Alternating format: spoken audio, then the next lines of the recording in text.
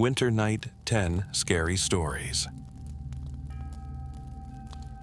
Story number 1. The Forgotten Snowman. It was the night of the first snow, the kind that arrives quietly, like a secret whispered between the world and the stars. Snowflakes drifted down in a lazy dance, clinging to the branches of trees and coating the rooftops in a soft white blanket. It was the sort of night that made you want to stay inside, warm by the fire, wrapped in the comfort of memories. In the quiet town of Greendale, where nothing much ever seemed to change, an old man sat in his armchair by the window. His name was Henry, though the name had faded like an old photograph. He was tall, with thinning white hair and a face weathered by time, but there was something about the way he stared at the falling snow that made him seem younger, almost like a boy again. It was on nights like this that the memories came flooding back, uninvited but undeniable. Henry had been a child once, back when the winters felt longer and the snow seemed to stretch on forever. He had grown up in a small house on the edge of town, surrounded by fields that turned into vast, untouched landscapes when the snow came.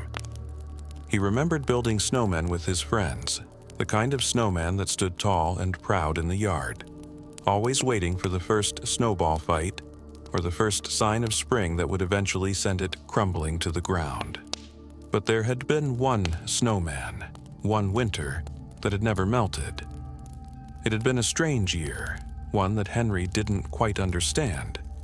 He had been only 12, but there was something in the air that felt different. Something was changing. He and his friend Ben had built the snowman together that winter. They worked through the afternoon, rolling the snow into large, heavy balls, stacking them higher than any snowman they had ever made. They gave it a hat, a scarf, and a crooked smile, then stepped back to admire their creation. The snowman stood there, as lifelike as any man, its coal eyes staring straight ahead. But Henry and Ben were never able to explain why. When the days passed and the temperature rose, the snowman never seemed to soften. It never melted. Not a single flake had fallen off it, not a drop of water had pooled at its feet. It stood in the yard, a frozen monument, untouched by time. Days turned to weeks, and the snowman remained. The townspeople whispered about it, but no one came to take it down. No one spoke of it. Ben's parents moved away that winter, and the two friends lost touch, as kids often do. Henry forgot about the snowman, as he forgot so many other things, until that night. The snow continued to fall, and Henry felt a shiver run down his spine. He couldn't remember when it had started, but he knew it was time to visit. It was the first snow of the season, and something told him that the snowman was waiting for him. He bundled himself up, grabbed his cane, and stepped outside into the cold. The world was quiet, the kind of quiet that only winter can bring, and his breath fogged in front of him as he made his way down the street. His old bones creaked, but he walked with purpose, his heart beating faster as he neared the spot where he had once lived. The house was gone, replaced by new buildings, new memories. But the yard where the snowman had stood, was still there, and the snowman was there too. At first, Henry thought it was just the shadows playing tricks on him. The figure in the snow looked taller, broader than it had been all those years ago. But as he got closer, he could see it more clearly. The snowman was no longer just a snowman. Its face had changed. There, in the snow, was the unmistakable outline of a familiar face. The smile was crooked, just like it had been when he and Ben had made it. But there was something else, something in the eyes. Those weren't just coal eyes anymore. They were deep, hollow, but somehow full of life, a warmth that Henry had forgotten about. He took a step back, his breath catching in his throat. "Ben?" Henry whispered, though he wasn't sure why. The snowman seemed to nod, just the slightest tilt of its head, as if acknowledging his voice. Henry's heart raced. He hadn't thought about Ben in years, not since they had lost touch, not since the snowman had stayed frozen in the yard, waiting. Then came a sound, a whisper, soft but unmistakable. Henry. The snowman's lips barely moved, but the name hung in the air like a memory, a name that had been buried for so long. It was Ben's voice, or at least what was left of it. Henry stumbled backward, his hands trembling.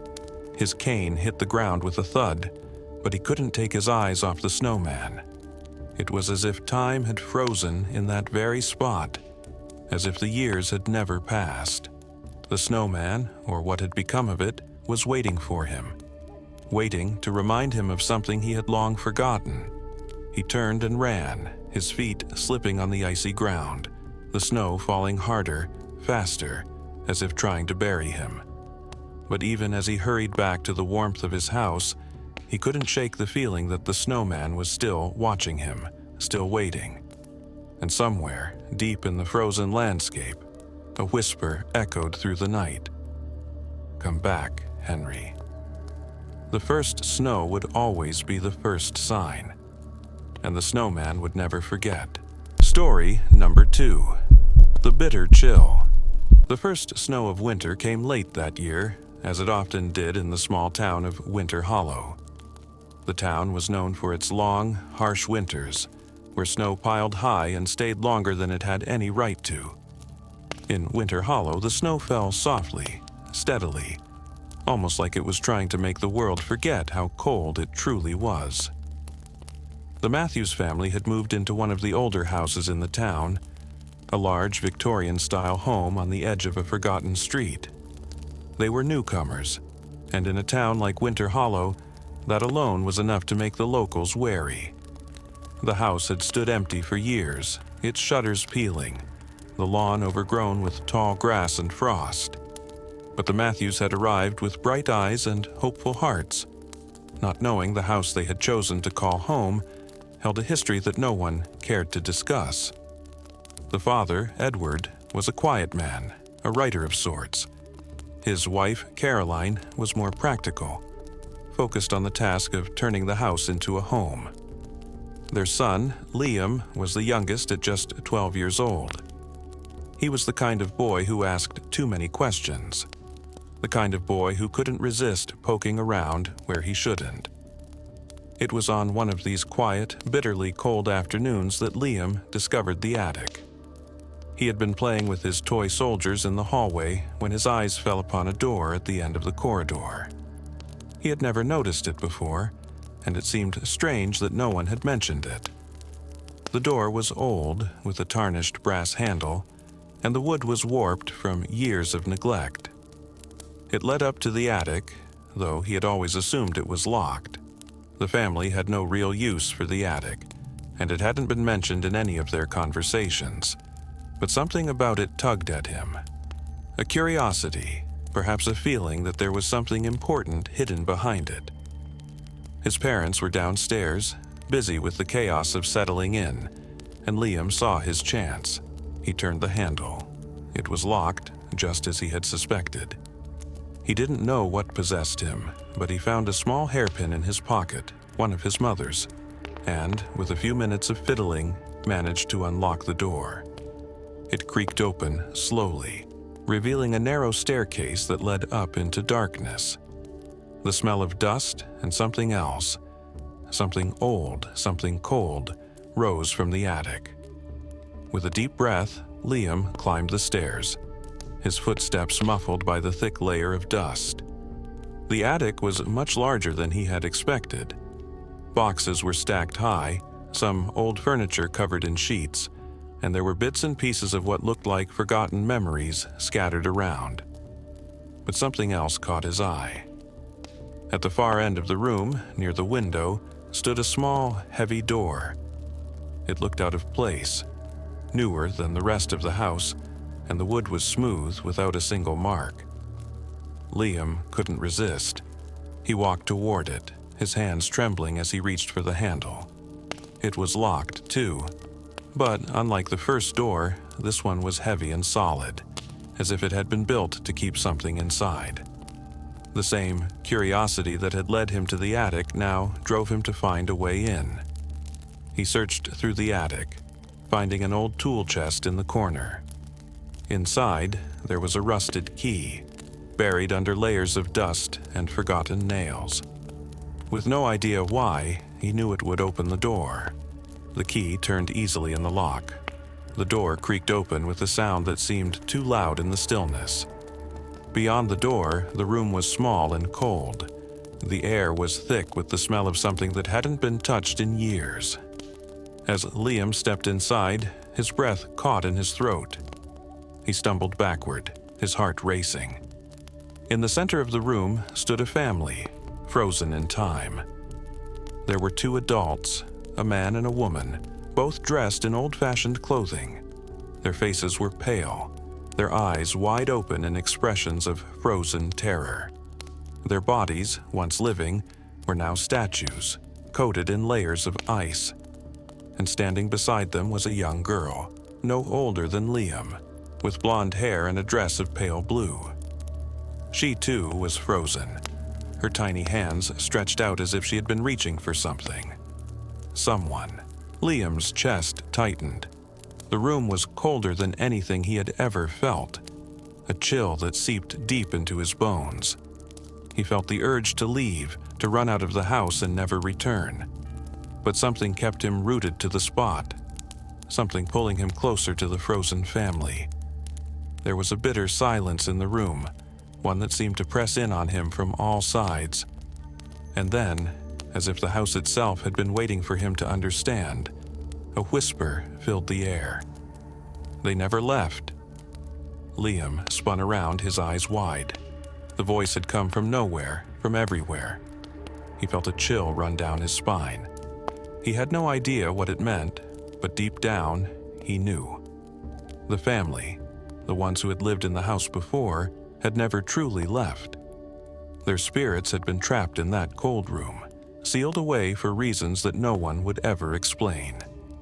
His feet moved before his mind had caught up, and he ran down the stairs, through the dark hallways and out of the house, into the bitter night. The cold air bit at his skin, but it was nothing compared to the chill he had felt inside. When he reached the front yard, he turned to look back at the house. Its dark windows stared at him like hollow eyes. The snow had begun to fall heavier, and as he stood there, a strange, haunting thought crossed his mind. The house was waiting for the next family to come, waiting for them to make the same mistake, to move in, to ignore the history that no one would talk about, to awaken the bitter chill that had been buried in the house for so long. And somewhere, deep inside, Liam heard that voice again, whispering through the snow. They never left. The wind howled, and the snow fell harder, but the bitter chill of the past had already crept into the air, lingering long after the last flake had settled. Story number 3, The Night the Snow came to life. The snow had been falling for hours, thick and fast, the kind of storm that seemed to swallow everything whole. It wasn't a gentle snowfall. No, this was a storm with a purpose, a wild, unruly flurry of ice and powder that blurred the world around it. The streets of Willowbrook were already buried under a blanket of white, and the winds howled as they whipped the snow into strange, twisting shapes. But the children didn't mind. To them, it was the perfect night. A group of them, 4 in total, had gathered in the old park at the edge of town, each bundled in scarves, mittens, and thick woolen coats. They were used to the long winters, the kind where the snow lasted for months, and the cold was something you just accepted. There was Jack, the oldest, who was always the first to try something daring. His younger sister Emma was next to him, her cheeks rosy from the cold. Then there were the twins, Max and Lily, who always finished each other's sentences. They were laughing and running, leaving tracks in the snow that would soon be covered by the ever-falling flakes. They rolled snowballs and built forts, their shouts of joy echoing in the quiet of the storm. The wind howled, the snow stung their faces, but they didn't care. They were kids, and there was magic in the storm. But as the hours passed, something strange began to happen. It started when Emma noticed a shape in the distance. She stopped mid-laugh, her breath clouding in front of her. "Did you see that?" she asked, her voice a little shaky. Jack turned, squinting through the swirling snow. "See what?" "There," Emma said, pointing toward the edge of the park. In the distance, barely visible through the storm, was the outline of a figure. A person, tall and thin, standing motionless against the backdrop of the trees. The others turned to look, but by the time they blinked, the figure was gone. Max and Lily shrugged it off, thinking it was just the wind playing tricks with their eyes. Jack laughed, shaking his head. "You're imagining things, Em." But as they resumed their play, the strange feeling didn't leave Emma. It clung to her, like the snow clung to their clothes. And then, as the night deepened, more shapes began to appear. Slowly, carefully, as if the storm itself were building something. At first, it was just another figure, this time a little closer. It looked like a man, tall and broad-shouldered, with a long coat fluttering in the wind. Then, a second figure appeared beside it, smaller, almost hunched over. The children blinked, rubbed their eyes, but when they looked again, the figures were gone. "Something's wrong," Emma whispered, her voice trembling. "Didn't you see that?" Jack frowned. "It's just the storm. The snow's playing tricks on us." But it wasn't just tricks. No, it was something more. As the wind continued to howl, the snow began to shift in a way that was unmistakable. It wasn't just falling, it was forming, shaping itself into figures, shapes that seemed to have purpose. The figures were no longer vague outlines. They were people, animals, things from long ago. They were ghosts. In the dark, swirling storm, the children watched in disbelief as a large snow figure emerged before them. It was a man, hunched over, with a ragged coat, his face pale and gaunt, his eyes sunken. He moved with a slow, deliberate motion, and as he stepped forward, he seemed to leave trails of frost in his wake. The children froze in place, unable to speak, their eyes wide. Emma was the first to break the silence. That's Grandpa," she whispered, her voice barely audible. The figure in the snow resembled their grandfather, the one who had passed away a few years ago. But there was something wrong about it. The way the snowman, if that's what it was, moved. It wasn't natural. The figure turned its head slowly, its eyes catching the light, and for just a moment Emma thought it looked right at her. Then it disappeared into the swirling snow, leaving only a trail of footprints that slowly filled with fresh snow. Max and Lily didn't move. They didn't know what to say. Jack was the first to speak, but his voice cracked. This is not right. We need to go home." But just as they turned to leave, more figures appeared. In the distance, a dog, an old golden retriever, its fur thick with frost, bounded toward them, wagging its tail. It was their dog, Sparky, the one who had run away years ago. And as it bounded through the snow, it vanished just as quickly as it had appeared, leaving behind nothing but an impression in the snow, fading with each new flake. The children stood frozen, their breath coming in sharp gasps. They tried to call out, to run, but the figures were everywhere now. People they had loved and lost, animals that had once been their companions, faces that stared at them with sorrowful eyes. The snow had created them, had brought them back, but not as they had been. No, these figures were wrong. They were twisted, unfinished, their eyes hollow, their movements unnatural. Jack grabbed Emma's hand. "We have to go. Now." They ran, their legs heavy with the snow, but no matter how fast they ran, the figures followed, floating behind them in the storm, like shadows that refused to be left behind. It was only when they reached the edge of the park, breathless and terrified, that the figures finally stopped. They stood there, still, watching the children from the edge of the snow, unmoving, their hollow eyes fixed on them. Then, just as suddenly as it had started, the snow began to slow. The wind died down. The storm seemed to ease, and the night grew still again. The figures faded, melting into the snow, until there was nothing left but a quiet, empty park. The footprints of the children the only evidence of what had happened. The storm passed, the snow stopped, but the children never forgot that night. And every winter when the snow began to fall, they couldn't help but wonder if the storm would return. Would the snow come alive again? Would the past rise from the ice once more, to remind them that some memories never truly leave? They never spoke of it, not even to each other. But when the first snow of the season fell, they always found themselves glancing out the window, waiting for the figures to appear again. Story number 4. The Shivers of December. In the town of Grayfield, the cold was a constant companion. The people had grown used to it, the kind of cold that gnawed at your bones, made the air feel heavy, and stretched on forever. Winter was more than a season here, it was a way of life. The snow would arrive in November and stay until March, and every year the cold crept deeper into the town's streets, its homes, and its hearts. But there was something peculiar about December.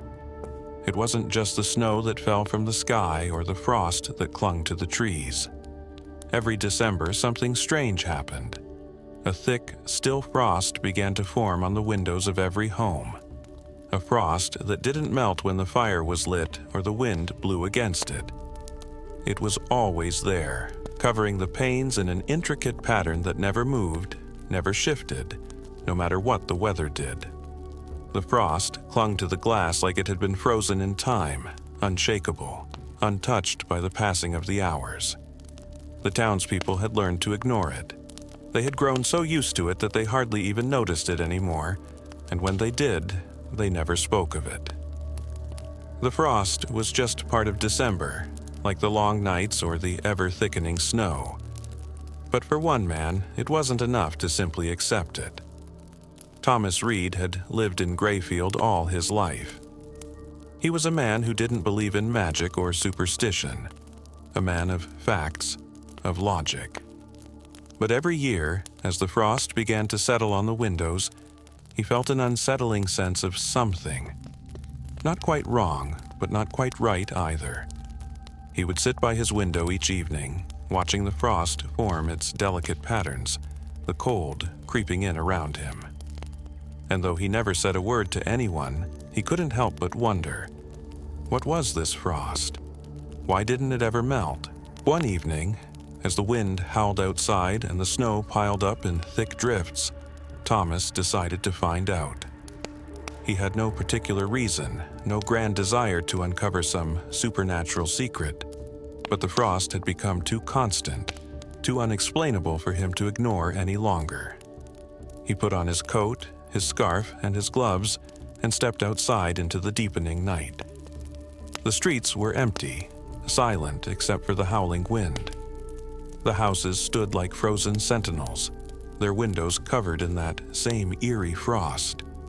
The same patterns appeared on every pane, delicate and symmetrical, like someone had etched them by hand. But there was something in the air, something that felt thicker than the usual cold. The very stillness of it all made Thomas's breath catch in his throat. It wasn't just the temperature. It was the sense that time itself had slowed, that the world had paused, as if waiting for something. He made his way down the street, past the rows of houses, until he reached the town's small library. The building was old, its stone facade worn by years of snow and wind. Inside, the library was dark, but Thomas had a key, and he let himself in. The smell of musty books and old paper filled the air. He made his way to the back, to the dusty corner where the town's records were kept. They were old, these records, and in them were the history of Grayfield, written in ink that had long since faded. Thomas pulled out the oldest book, its cover cracked and yellowed. He flipped through the pages, his fingers brushing against the brittle paper. The history of Grayfield was full of the usual stories: the founding of the town, the coming of the first settlers, the long winters that had kept the town isolated from the rest of the world. But as he turned the pages, something caught his eye. Something that seemed to shimmer, even in the dim light. It was a single line, written in faded ink. "The frost of December does not come from the cold, it comes from the past." Thomas stopped, staring at the words, his heart pounding in his chest. He read them again, then again, as if to convince himself that he wasn't seeing things. The frost. From the past? What did it mean? He closed the book with a snap, and the air around him seemed to grow colder still. He could feel the frost, not just on the windows outside, but inside his own skin, creeping under his clothes into his bones. It wasn't just the cold that had gripped Grayfield. It was something more. Something deep in the town's history. Something that had been buried under layers of snow and time. It was the memories of every winter night that had ever passed. The frost wasn't a natural thing. It was a memory made real. A memory that had become so thick and so constant, it had taken on a life of its own. Thomas could feel it now, swirling around him, pressing in on all sides. The memories of the past, the long-dead residents of Grayfield, the snowstorms that had trapped them in their homes, the bitter cold that had forced them into isolation, were all wrapped up in the frost. Every year, as December came around, those memories returned, frozen in time, waiting to be relived. They were part of the town now, part of the very air, the very cold. And as Thomas stood there in the library in the cold, he realized something else. He wasn't just standing in the past. He was a part of it. The frost was inside him, inside everyone in Grayfield. It wasn't something that could be escaped or explained. It was a part of the town, as much a part of life there as the snow, the cold, and the long dark nights. Thomas left the library quietly, his mind racing. The frost still clung to the windows as he walked home, the patterns now taking on new shapes in his eyes. He felt the weight of the past pressing down on him, just as it pressed down on the town. And he knew that every December the frost would return, just as it always had, just as it always would. The memories of Grayfield would never fade. They would never melt. And neither, it seemed, would the town itself. Story number 5. The Watcher in the Storm. Sarah and Ben had been driving for hours, the thick winter storm turning the road ahead into an endless blur of white. They were supposed to be on a weekend getaway, just the two of them, to escape the noise of the city and relax in the solitude of the mountains. But the storm had come faster than expected, turning their peaceful retreat into a nightmare of ice and wind. When they finally spotted the small weathered cabin on the side of the road, they didn't hesitate. The place looked abandoned, its roof heavy with snow and its windows dark, but it would have to do. They were cold, tired, and desperate to get out of the storm. The inside of the cabin was exactly what they had expected: old, musty, with creaky wooden floors and the smell of something damp in the air. It had a charm to it, though, a kind of warmth that made it feel like home, despite its rough edges. The storm howled outside, its fury shaking the cabin's thin walls, but inside there was nothing but the sound of the crackling fire they had built in the hearth. At first, they talked about the storm, about how they'd never seen snow like this before, how they'd never been so far from civilization. They laughed, made tea, and tried to settle in. It was the kind of night meant for stories, for soft whispers and sleepy moments by the fire. But as the hours wore on, something started to change. The wind grew louder, more violent. The windows shook, the door creaked on its hinges, and the fire seemed to flicker in strange, unsettling ways. The storm was no longer just a storm. It was as if it had come alive, pushing against the walls of the cabin, making the air heavy and thick. Ben had gone to bed first, exhausted from the drive and the strain of the storm. Sarah, however, couldn't sleep.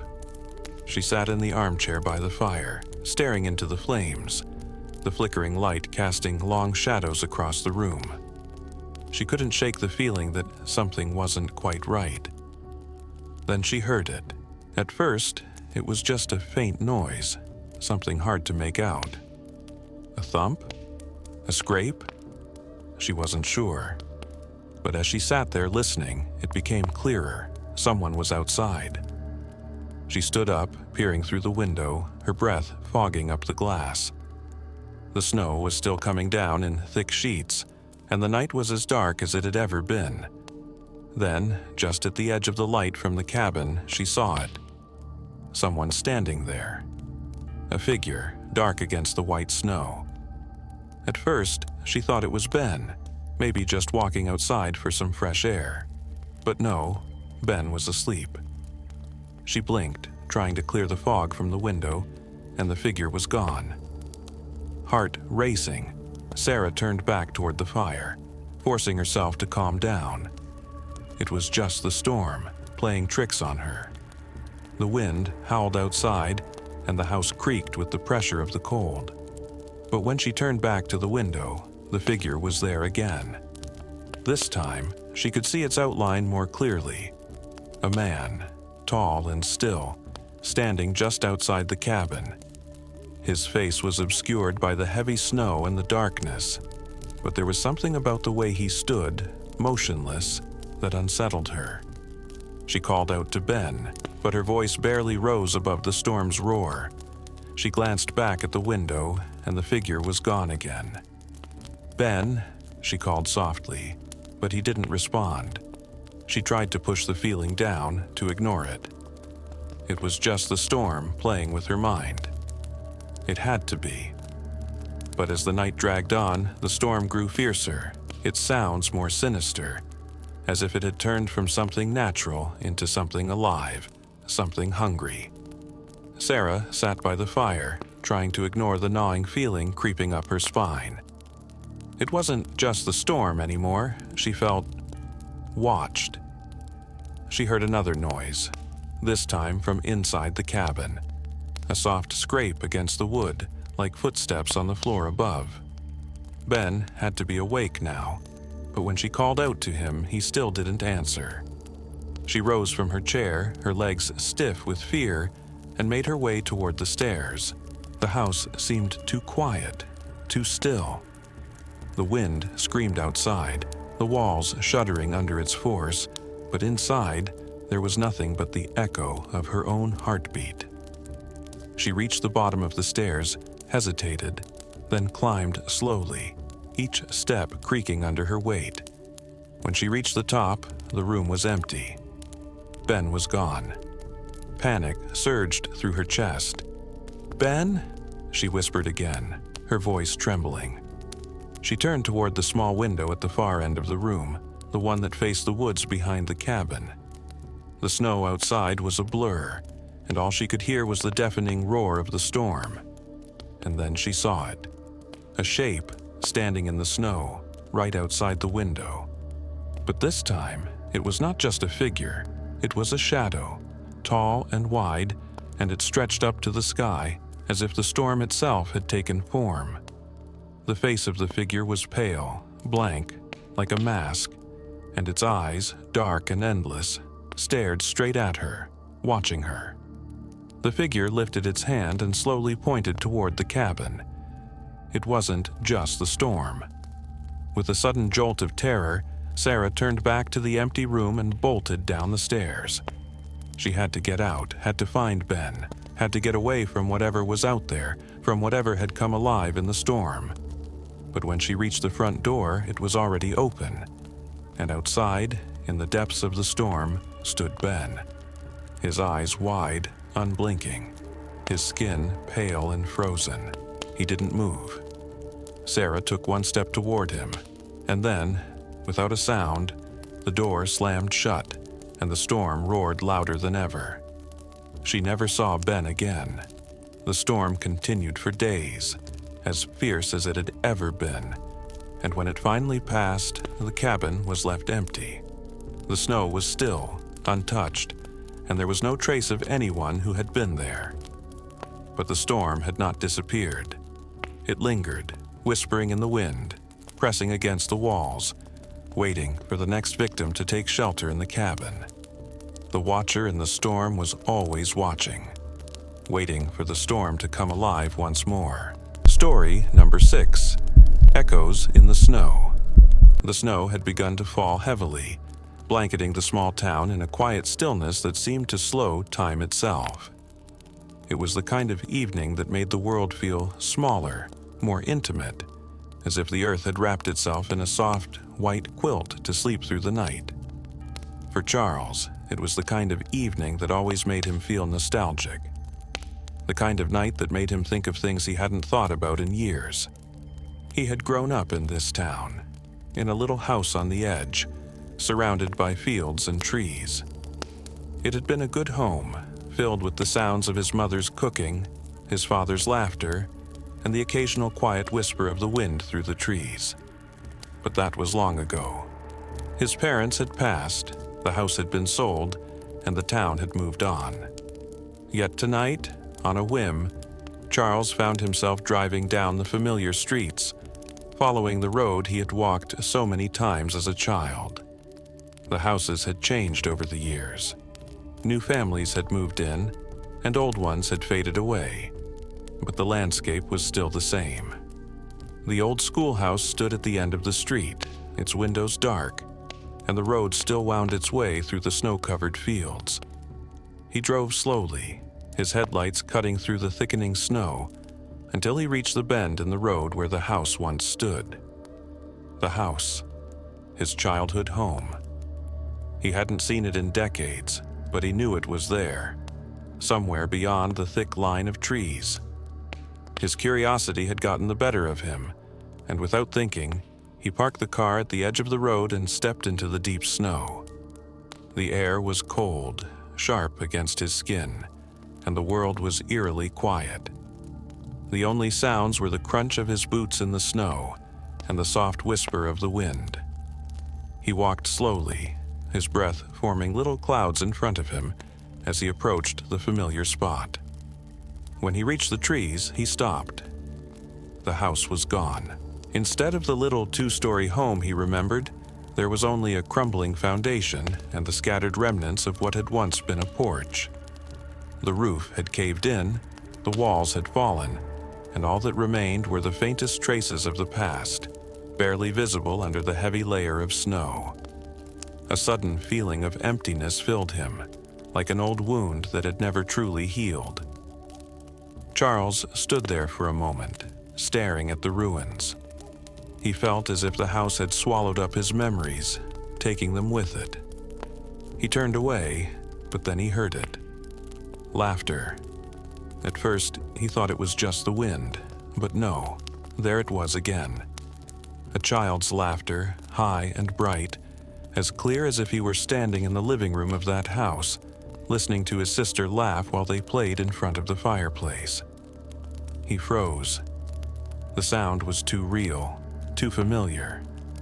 He took a step back, his heart pounding in his chest. The laughter faded, replaced by footsteps. Soft at first, like someone walking through the snow in the distance. Then, closer. Closer still. His breath caught in his throat. The footsteps were coming toward him. They were unmistakable. He could hear them. The slow, rhythmic crunch of boots on snow, the soft rustling of fabric. Someone was walking towards him, someone from his past, someone he had not thought of in years. "Mom?" he whispered, his voice barely audible over the howling wind. The footsteps stopped. The snow seemed to hold its breath. Charles turned around slowly, his eyes scanning the dark outline of the trees. But there was no one there, just the swirling snow and the quiet, empty air. His heartbeat thundered in his ears as he scanned the empty space before him. And then, for a brief moment, a figure appeared at the edge of the woods. A shadow, indistinct and hazy, but there. It was standing still, just beyond the tree line, staring at him. Charles felt his chest tighten, a cold sweat breaking out on the back of his neck. He knew that figure.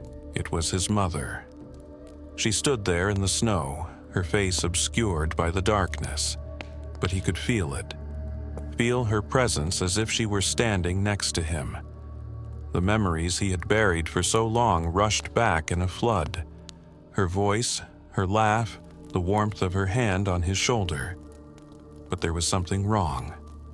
Her figure was fading, flickering in and out of existence, like a candle's flame about to burn out. Before he could move, before he could even speak, the figure vanished and the laughter returned. But this time, it was different.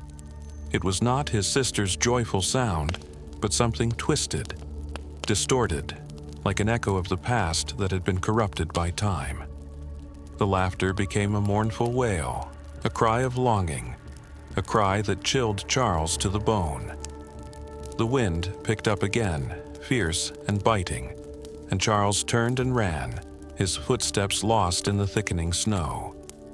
He didn't stop until he reached the car, his breath coming in ragged gasps, his heart pounding with terror. As he drove away, the snow falling faster, thicker, he couldn't shake the feeling that he hadn't just heard echoes of the past. No, those sounds, those memories, they weren't just in his mind. They had come alive in the snow. They had returned to haunt him, to remind him of everything he had left behind. The town, the house, his family, all of it was gone, erased by time and distance. But the echoes? They would never leave. Not as long as the snow fell and the wind howled. Not as long as he could still hear the laughter, twisted and dark, carried on the cold breeze of the winter night. Story number 7. The Midnight Lantern.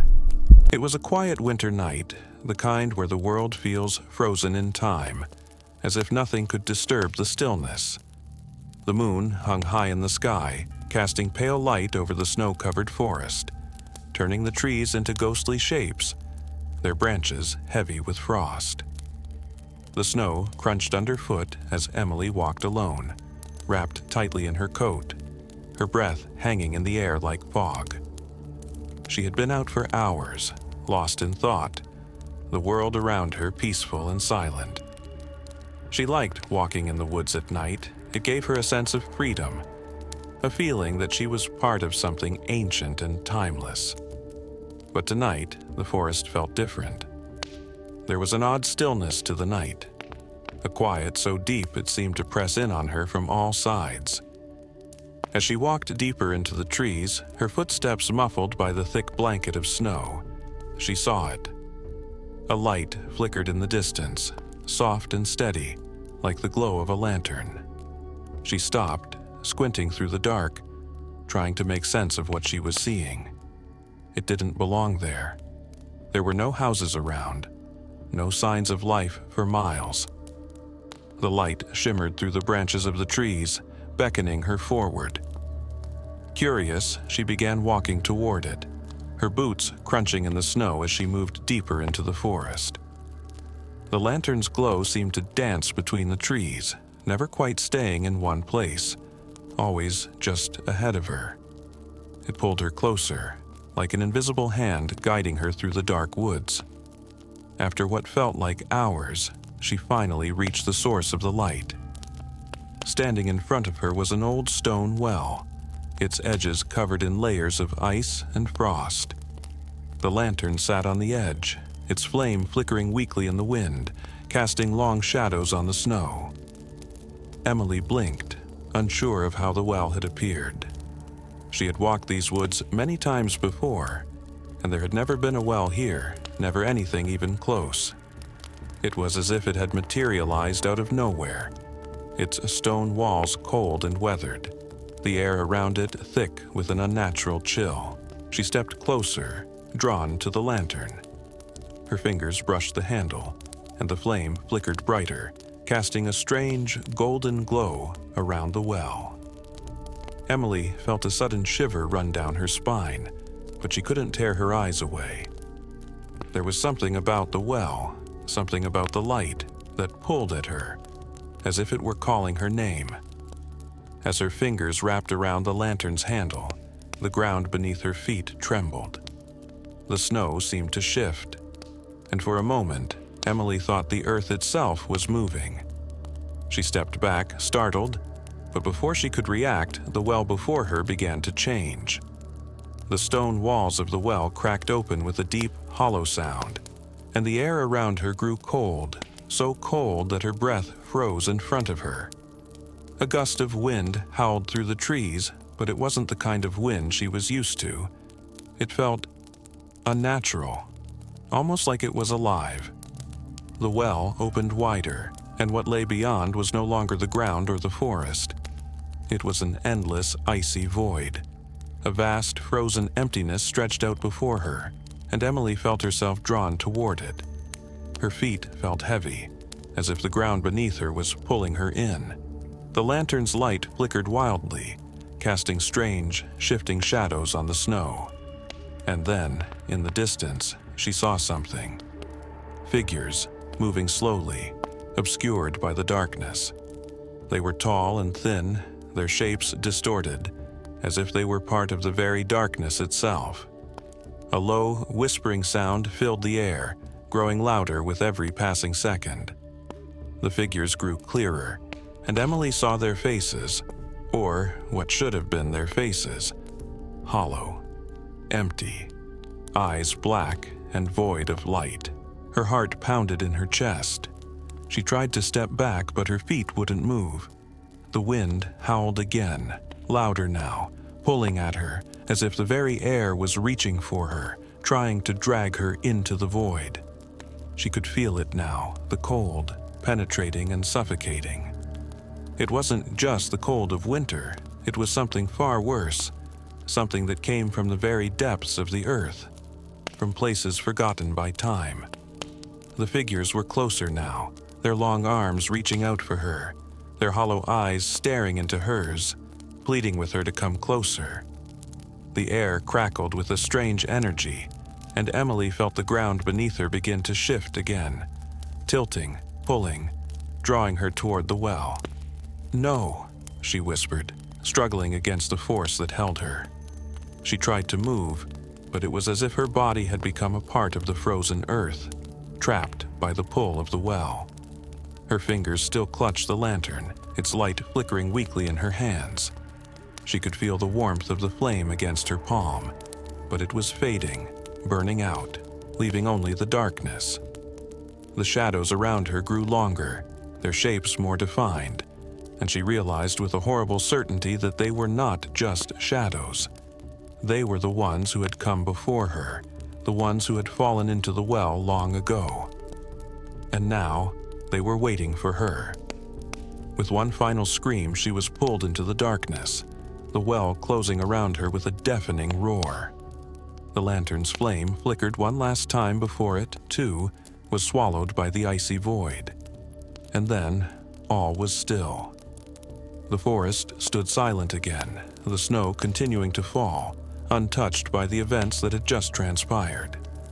The well sat in the clearing, its stone walls cold and silent. The lantern, long gone, left only the faintest trace of its light behind. The moon continued to shine, casting its pale light across the snow, as if nothing had happened. But the air still carried the echoes of the past, the whispers, the shadows, and the haunting light of the midnight lantern. Story number 8, The Frozen Hours. It was the kind of snowstorm that seemed to swallow the world whole. Jack had been in his house, sitting by the fire with a book in his hands, the window fogged up from the warmth inside and the fierce wind outside. It had started as a light snowfall in the morning, but by evening it was a blizzard, fierce and relentless. The wind howled outside, rattling the windows, and the snow piled higher and higher, covering the world in a thick, white blanket. He hadn't expected the storm to last this long. He had been planning to go into town that evening, maybe meet up with a friend, but the roads had been blocked, and the weather had grown worse with each passing hour. By the time he realized there was no way out, it was too late. He was trapped.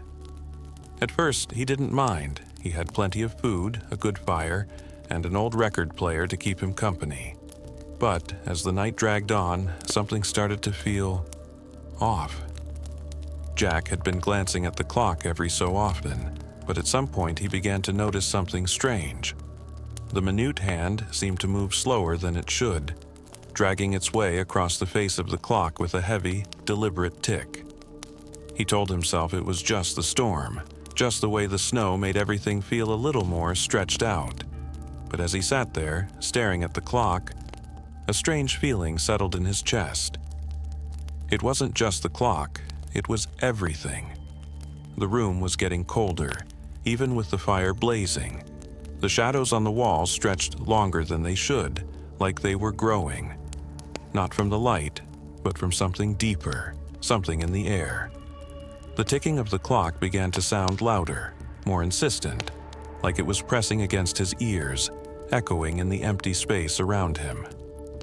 Jack stood up, pacing the room, but the longer he walked, the more it felt like he wasn't getting anywhere. He checked the windows again. The snow was still falling, piling up in drifts that seemed to reach higher with each glance. He couldn't see much through the thick, swirling storm outside, but the feeling of being stuck, of being caught in some kind of strange hold, tightened around him. He looked at the clock again. It had been hours since the last time he checked, but the hands hadn't moved. They were frozen, caught in place, as if time itself had decided to take a break. Jack tried to shake it off, telling himself it was just the storm messing with his mind. But when he tried to focus on the passing of time, on the movement of the hands, he realized that something was very wrong. It wasn't just the clocks, it was everything. The minutes weren't passing. The world had stopped moving. The storm outside was still howling, the snow still falling, but everything in the house had become unnervingly still. The shadows had grown even longer now, stretching like they were reaching for him, pulling at him, urging him to move, to do something, anything. But Jack couldn't. He couldn't move, couldn't think straight. It was like the very air was pressing down on him, making everything feel heavier. He felt as though he was standing at the edge of something, waiting for it to pull him in. He checked the windows again, but the snow was still there, still falling, just as it had been when he first looked. He turned back to the clock. The minute hand had barely shifted. It hadn't moved at all. Something was happening. Something had happened. Jack's heart began to pound in his chest. He started pacing faster, unable to sit still, feeling the walls closing in. He checked the clock again, hoping for some sign, some proof that things were still moving forward. But the hands remained frozen. The second hand had stopped entirely. Then it hit him, suddenly, all at once. The storm hadn't just trapped him in his house. It had trapped him in time. He was stuck. The storm had frozen the very fabric of time itself. The night wasn't ending. The hours weren't passing. The snow would keep falling, the wind would keep howling, and the clock would keep ticking. But it wouldn't go anywhere. The night would repeat endlessly. Jack froze. His breath caught in his throat as the weight of it settled on him. He tried to run, to move, but he couldn't. The house felt like a cage, the air thick with something old, something frozen. The shadows on the walls stretched longer, until they merged with the darkness around him. And the clock never moved. It just ticked, ticked, ticked, over and over again. It wasn't the storm that had trapped him, it was time. And as the snow fell and the wind howled, Jack realized he would never escape. The storm had frozen the hours, and he would be caught in this endless night forever. Story number 9. The Frost-Covered Letter.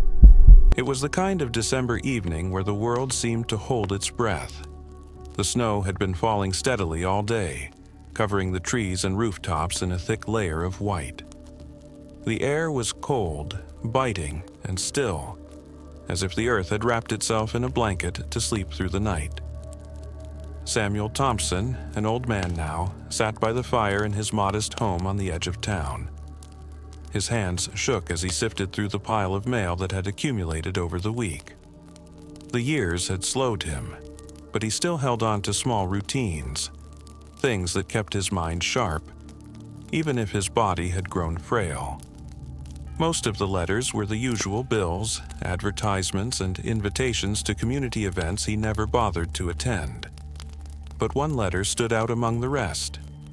It was postmarked from a village in the mountains, a place Samuel hadn't thought of in years. He stared at the address for a long time, as if the words themselves were trying to tell him something. The handwriting on the envelope was unfamiliar, and yet it tugged at something deep inside him, something he had buried long ago. The letter was covered in a thin layer of frost, as if it had been pulled straight from the snow itself. Samuel shivered slightly, though the warmth from the fire should have been enough to keep the chill at bay. He tore open the envelope with trembling fingers, the paper inside cold to the touch. The letter was brief, the words scrawled hurriedly in ink that had blurred slightly, as though it had been written in haste. Samuel, the snow is falling again, just as it did all those years ago. It remembers. We remember. There are things buried beneath the snow that only the snow can reveal. You must come back. It is time to face the truth. The message ended abruptly, and there was no signature. Just a strange sense of urgency in the words, a pull that seemed to reach out from the paper itself. Samuel sat back in his chair, staring at the letter in his hands, the frost still clinging to its edges. He hadn't returned to that village in decades, not since he had left in the dead of winter with nothing more than the clothes on his back. A bitter escape, or so he had thought. That village, Whitley's Hollow, had been swallowed by the mountains, lost to time, its memories buried in the snow. He had always told himself there was nothing left there for him, no reason to go back. But now this letter, and the frost. The wind howled outside, and Samuel stood, his bones creaking as he made his way to the door. Something inside him, a part he thought had been long silenced, urged him to go. That night, with the snow falling in thick, swirling sheets, Samuel packed a bag and drove to the village. The road was treacherous, and the deeper he went into the mountains, the more isolated everything felt. His breath came in visible clouds, and the car's tires crunched through the snow with a steady, unnerving rhythm. As he approached the village, a sense of unease gripped him, but he couldn't quite explain why. The snow had covered the path, but the memories were coming back to him, faint but clear. The quiet streets, the way the snow had always seemed heavier here, more suffocating, as if the village itself was weighed down by the mountain. When he arrived, it was just as he remembered, or perhaps it was even quieter now. The houses were buried in snow, their windows dark, their doors shut tightly against the cold. The village felt abandoned, forgotten by the world. He stepped out of the car and walked through the snow, each step a loud, echoing crunch. There was no one in sight. The silence hung thick in the air, broken only by the howl of the wind. Samuel made his way to the old church, the one where he had spent so many winter nights as a child, where his father had once preached. where his family had been buried. It stood at the edge of the village, looming and cold, its stone walls covered in a thick layer of frost. And then he saw it. In the snow, just outside the church, a fresh set of footprints. Not his own, but someone else's, leading toward the door.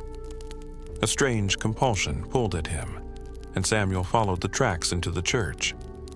The door creaked open, the sound echoing like a cry through the empty space. Inside, the air was colder than it should have been. The altar was still, and the pews were covered in dust, untouched for years. At the back of the church, under a small window that was covered in frost, he saw it. A grave. It was simple, unmarked, buried under a thick layer of snow, the edges of the gravestone barely visible. Samuel's heart raced as he knelt beside it, brushing the snow away. The frost melted under his touch, revealing the name carved into the stone: Thompson. His own family name. He stood up, a chill running through him, as a figure appeared at the entrance of the church. The figure was shrouded in shadow, but Samuel could see the outline of a face. Familiar, yet unfamiliar. A woman. Her eyes were hollow, dark pits, staring at him with an intensity that made his skin crawl. "You shouldn't have come," the woman whispered, her voice like the wind, cold and distant. "The snow remembers." Before he could respond, the figure disappeared into the shadows, and the room seemed to shift around him. The snow outside began to fall heavier, faster, until it swallowed the entire church, the walls closing in, the cold sinking deeper. And then, just as quickly as it had started, it stopped. Samuel was standing outside again, the snow still falling, but there was nothing around him, no church, no village, just endless white. The footprints had vanished, the grave had disappeared. The frost-covered letter, now gone, had revealed its secret. Some truths, Samuel realized, are buried in the snow, and some things are never meant to be uncovered. Story number 10. The Last Snowfall. The evening was quiet, colder than usual, with the kind of chill that settles deep in your bones. The sun had set early, as it always did in the dead of winter, and the first flakes of snow began to fall, drifting lazily from the sky. It was nothing out of the ordinary for the town of Glenwood. Winter had always been harsh here. The residents had grown accustomed to the cold, the long nights, and the heavy snowfall that came every year like clockwork. But this night felt different, though no one could quite put their finger on why. As the snowflakes fell, the townspeople went about their evening routines. The local diner served its last cups of coffee for the night. The streetlights flickered on one by one, casting long shadows on the snow-covered sidewalks. A few children ran in the streets, catching snowflakes on their tongues, their laughter echoing through the quiet town. Inside their homes, families settled in front of fires, enjoying the warmth of the hearth as the wind howled outside. For a while, it seemed like any other winter evening. But then, something strange happened. It started with a few odd reports from the townsfolk. People on the outskirts of town noticed that the snow didn't just fall from the sky, it seemed to be coming from the ground as well. At first, it was dismissed as some trick of the wind, a flurry of snow kicked up by gusts. But as the night wore on, it became impossible to ignore. The ground was covered in snow, but it wasn't just a layer of frost or ice. It was as if the earth itself was turning to snow from beneath their feet. Grass, dirt, and stone were slowly being buried by a blanket of white, as if the land itself was giving way to the storm. It was small at first, just a patch here and there where the earth seemed to shiver, then crack, and finally release more snow.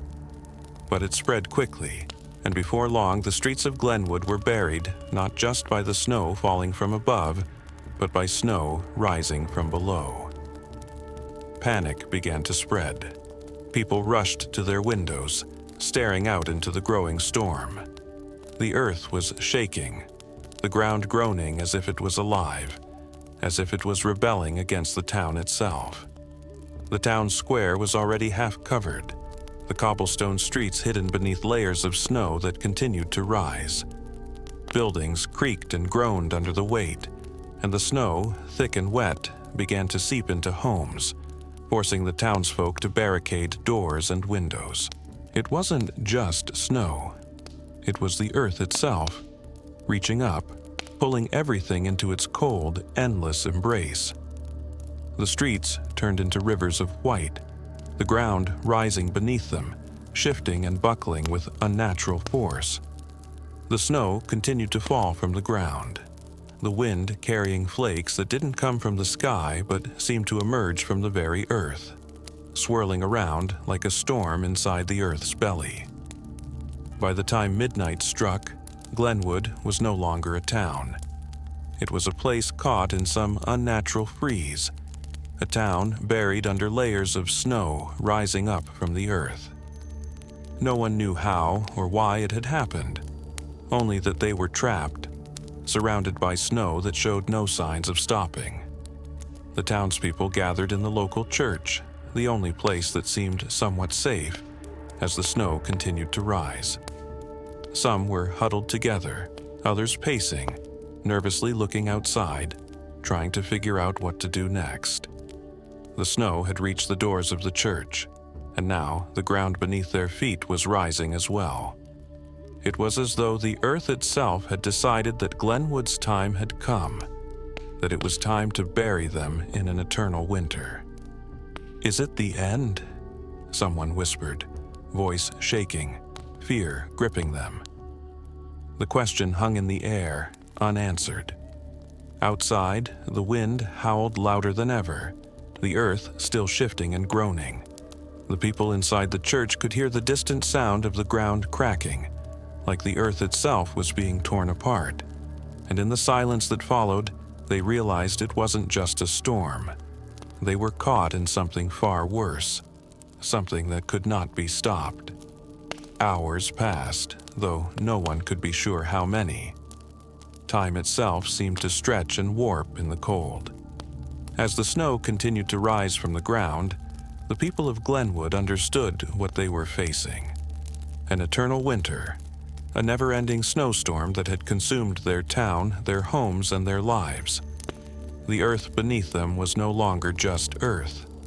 It was a cold, unforgiving force, one that had swallowed their world whole. And then, as if the earth itself had decided it had taken enough, it stopped. The snow no longer rose from the ground. The wind ceased its howling. For a brief moment there was nothing but silence, a deep, unnatural stillness that hung in the air like a forgotten memory. The snow outside was still falling, but the ground had stopped moving, the earth had stilled.